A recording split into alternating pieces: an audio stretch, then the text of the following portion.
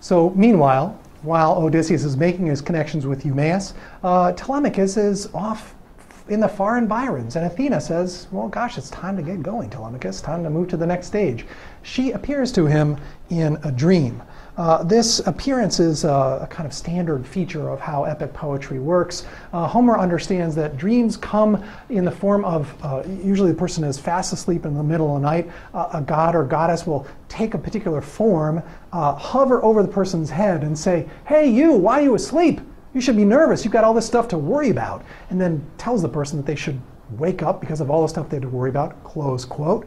Then the person who has the dream starts to wake up and says, oh my gosh, why am I sleeping? I need to start worrying about stuff, and that's the end. Dreams appear as a hovering presence over the top of a person's head, giving them some kind of news that's supposed to shake their world and rock their world. This is a turning point for Telemachus. Now Athena, he's back in her good graces, and it's time to get off onto the next stage. The movement is quick. Away from Menelaus's palace, back through Pylos and over to Ithaca. On the way, though, he picks up this person, Theoclymenus. This is a person who has an interesting story. He is, because of a blood guilt, on the lam. He's running away from his hometown and is trying to find a place to go, and he wants passage to Ithaca.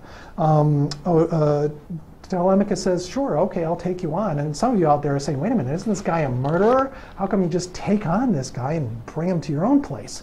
Well, in the Homeric times, the idea of having a blood guilt because you killed someone and therefore being in exile didn't necessarily mean that you were some kind of crazed murderer and there's no way that we'd talk to you. Oftentimes, the way it was processed through Homer's aristocratic environment was, well, this person got into a bad argument with some other aristocratic person, and they came to a kind of duel type situation, and the one aristocrat had to kill the other aristocrat, but that's tough luck for both of them, surely the dead one, and also for the other guy who's now banished from his city. So there's a way in which the person escaping a blood guilt is someone that is a slightly sympathetic character who needs some extra help. Theoclymenus is this particular one, so Telemachus takes him on. His name is interesting, Theoclymenus, harkens back to two Greek words meaning someone who listens to or someone who hears, and then theo, a god. Theoclymenus has a special close relationship with the gods. He is capable of reading signs. He's a stranger who's brought into the mix in Odysseus' home city of Ithaca, who's an exceptional sign reader. This is going to be something that becomes an important theme for us as these books unfold. We're going to watch signs galore as they unfold in these coming books. Yes, lots of them are going to be signs from the gods, but there are also going to be special human-to-human kinds of communications and secret codes that especially Odysseus and Penelope engage in. The idea of a stranger from the outside world in Theoclymenus is also mirrored in Odysseus. He too is a stranger from the outside world. And remember what we already know about strangers, as we heard in our demonstrations of Xenia. We hear this in Nausicaa's mouth.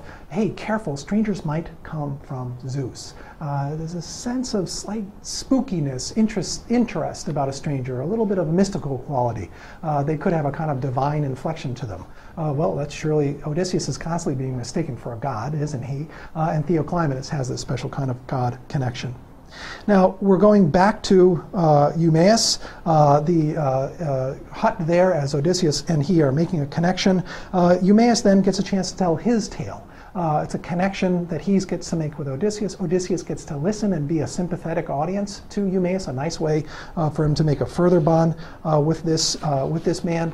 And he learns more things about the lay of the land around Odysseus' spot. All of this intelligence Odysseus is gathering in a very subtle way.